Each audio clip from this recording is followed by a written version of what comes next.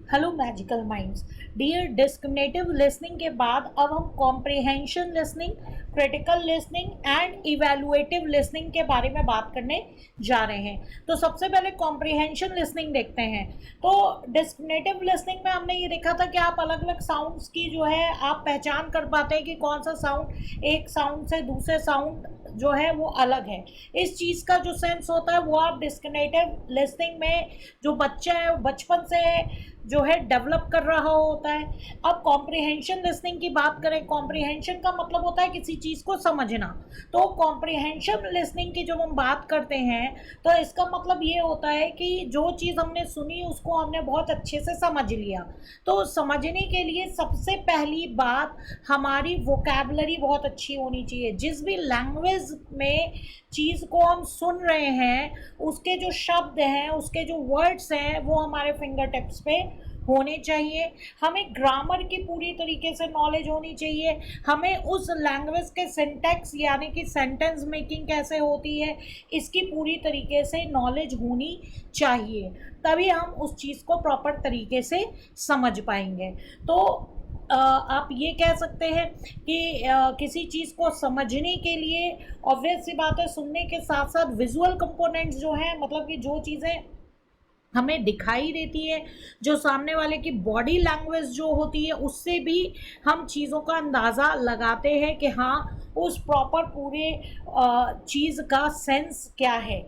लेकिन आपको पता है यहाँ पे लैंग्वेज समझना आपके लिए बहुत इम्पॉर्टेंट है। यहाँ पे आपके लिए शब्द जो है बहुत इम्पॉर्टेंट है। तो कॉम्प्रिहेंशन का मतलब ये होता है कि जब भी कोई लॉन्ग काफ़ी लंबी चीज़ अगर आप सुन रहे हैं तो आप मेन जो कंटेंट है वो आप सुनिए। तो यहाँ कॉम्प्रिहेंशन लिसनिंग की जब हम बात करते हैं तो आपको डियर हमेशा याद रखना है कि ये एक्टिव लिसनिंग का पार्ट होता है। जब भी आप कोई लेक्चर ले रहे होते हैं या आपको कोई डायरेक्शन दे रहा होता है या आप कभी न्यूज़ सुन रहे होते हैं तो आप देखते हैं आप कंटेंट को बहुत ध्यान से सुनते हैं। जो चीज़ बोला जा रहा है उस डायरेक्शन को आप बहुत ध्यान से सुनते हैं। इवन जो फैक्ट्स या एविडेंस आपके सामने प्रेजेंट किए जा रहे हैं वो भी आप देखते हैं। समटाइम्स आप कुछ नोट्स भी बनाते हैं ताकि वो चीज़ें आपको बाद में याद रहें। या आपने कभी देखा होगा कि जो बच्चे होते हैं उनकी क्लास में टीचर्स जो है उनको एक स्टोरी सुनाते हैं, फिर स्टोरी बच्चों को बोली जाती है कि वो अपने वर्ड्स में अपने शब्दों में उस स्टोरी को बोलें, तो वो चीज़ वो याद रखते हैं, फिर उसको वो अपने लैंग्वेज में बोलते हैं।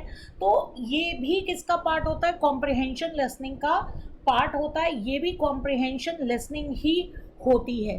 तो आपको अगर कॉम्प्रिहेंशन लिसनिंग अगर आप करते हैं तो इट मीन्स कि आप अपनी लिसनिंग स्किल बहुत ज़्यादा डेवलप कर रहे हैं, क्योंकि एक्टिव लिसनिंग का पार्ट है।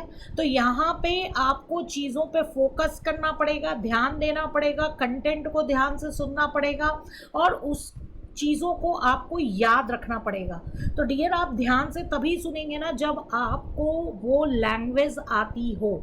आपको वो लैंग्वेज जब समझ में आएगी तभी आप उस चीज़ को सही ढंग से समझ पाओगे। अगर आप सही ढंग से समझना चाहते हो, जैसे फॉर एग्जांपल अगर मैं इंग्लिश में आपको एक सेंटेंस बोलूँ, आई एम प्लेड, राइट, तो इसका मतलब ये हुआ कि मेरे साथ खेला गया था, मैं खेल रहा था, ये मतलब नहीं हुआ।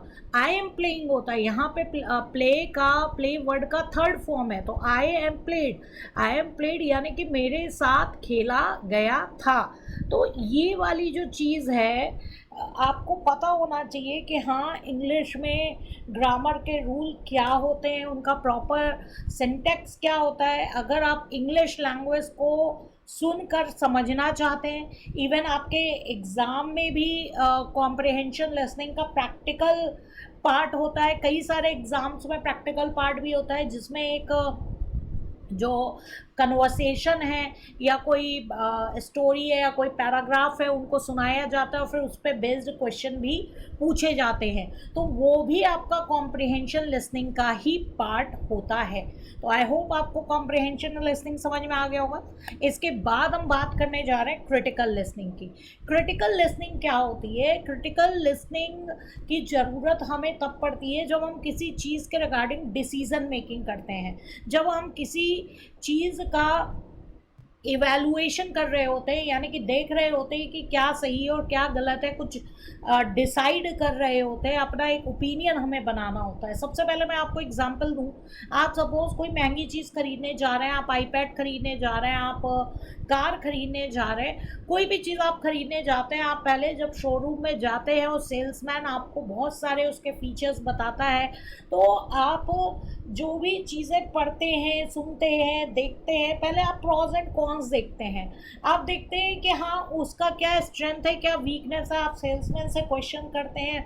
क्यों? क्योंकि आपको उस चीज़ के बारे में अपना एक व्यू बनाना होता है, आपको एक अप्रूवल करना होता है, एक एग्रीमेंट करना होता है। तो आप सारी चीज़ जो है सुनते हो, एक तरीके से आप इसको कॉग्निटिव एफर्ट बोल सकते हो, क्योंकि रियल टाइम कॉग्निटिव एफर्ट, क्योंकि वहीं पे आप अपनी नॉलेज जो है उस चीज़ के बारे में क्रिएट कर रहे हो, एनालाइज कर रहे हो कि क्या सही है क्या गलत है, चीज़ों को ध्यान से सुन रहे हो। ये भी देखा जाए तो आपका एक्टिव लिसनिंग का ही पार्ट है, क्योंकि किसी चीज़ को आप इवैल्यूएट तभी कर पाओगे जब आप उस चीज़ को ध्यान से सुनोगे। तो इस तरीके से जब भी आप कोई शॉपिंग करने जाते हैं, आपको कार का डिसीज़न लेना है कि आपको कौन सा कार खरीदना है या कौन सा प्रोडक्ट खरीदना है, तो आप क्रिटिकल लिसनिंग का जो है यूज़ करते हो। इवन सपोज आप सोचो आपका फ्रेंड है, उसने कोई मेडिकल टेस्ट करवाया है, आपको उसके बारे में बता रहा है, तो आप उस चीज़ को ध्यान से सुनोगे कि हाँ मेडिकल टेस्ट किस चीज़ का है, उसका क्या मतलब कि उसमें रिजल्ट रहा है, ताकि उसके अकॉर्डिंग आप देख सको कि हाँ उसको क्या फ़ायदा हो रहा है या क्या उसका नुकसान है। तो ये सब जो डे टू डे लाइफ में हम जब भी जजमेंट करते हैं, किसी चीज़ के बारे में डिसीज़न लेते हैं, तो वहाँ पे क्रिटिकल लिसनिंग का पार्ट होता है। और इसी में हमारी लिस्ट में एक और लिसनिंग है, इवैल्यूएटिव लिसनिंग। तो मैंने क्रिटिकल लिसनिंग और इवैल्यूएटिव लिसनिंग आपको साथ में बता रही हूँ, क्योंकि दोनों एक ही चीज़ होती है। जैसे कि मैंने बताया क्रिटिकल लिसनिंग में आप चीज़ों को इवैल्यूएट करने की कोशिश करते हो, आप जजमेंट करते हो कि क्या सही है क्या गलत है, आप जो भी बोला जा रहा है उसके पीछे सच्चाई क्या है ये जानने की कोशिश करते हो कि हाँ कोई चीज़ आपके लायक है कि नहीं है, सही है कि नहीं है, वर्थफुल है कि नहीं है। तो आप यहाँ पे देखोगे कि जनरली सेल्स में क्या होता है कि सामने वाला आपको परसुएड करने की कोशिश करता है कि हाँ वो प्रोडक्ट आप ले लो, और इवन कभी कभी आप उसकी चीज़ों को सुनकर आप कन्विंस भी हो जाते हो। क्यों? क्योंकि उसने ऐसी चीज़ें आपको बताई होती है कि आपका जो बिलीफ है, आपका जो बिहेवियर है वो चेंज हो जाता है। तो यहाँ पे आपको चीज़ें देखनी होती है कि आप अपना जब चीज़ों को सुन रहे होते हो तो आप चीज़ों का प्रॉज एंड कॉन्स दिखा रहे होते हो कि हाँ उस चीज़ में क्या फ़ायदा है क्या नुकसान है, एक अपने माइंड में लिस्ट बना रहे होते हो। जो सामने वाला बोल रहा होता है उसके शब्दों का आप इनर मीनिंग समझने की कोशिश करते हो। तो ये इसका मतलब क्या हुआ, आप चीज़ को इवैल्यूएट कर रहे हो कि हाँ वो चीज़ खरीदी जाए या ना खरीदी जाए। तो क्रिटिकल लिसनिंग और इवैल्यूएटिव लिसनिंग एक ही होता है। इसको जजमेंटल और इंटरप्रिटेटिव लिसनिंग भी कहते हैं, क्योंकि आप जो चीज़ें बोली जा रही है उसका इंटरप्रिटेशन यहाँ पे कर रहे होते हो।